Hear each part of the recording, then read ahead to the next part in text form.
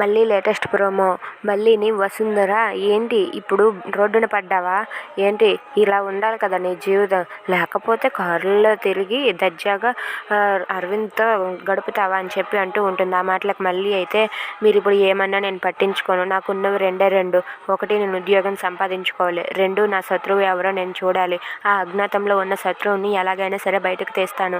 ఆ ఉద్యోగాన్ని తెచ్చుకొని మా ఆయన్ని మా ఇంటిని ఎలాగైనా సరే పోషిస్తాను. నా భర్తని నేను కాపాడుకుంటానని చెప్పి అంటూ ఉంటుంది. ఆ మాటలకు వసుంధర అయితే, దీనికి ఎంత పొగరు, ఇలా రోడ్డున పడ్డా సరే దీనికి ఆ పొగరు మాత్రం తగ్గలేదని చెప్పి అనుకుంటూ ఉంటుంది. సరే నేను ఉద్యోగానికి వెళ్ళాలని చెప్పి తన సర్టిఫికెట్లు పట్టుకొని ఒక ఆఫీస్లోనికి అయితే మళ్ళీ వెళ్తుంది. అది చూసి వసుంధర, వెళ్ళు ఎందుకు వెళ్ళు అని చెప్పి అనుకుంటూ ఉంటుంది.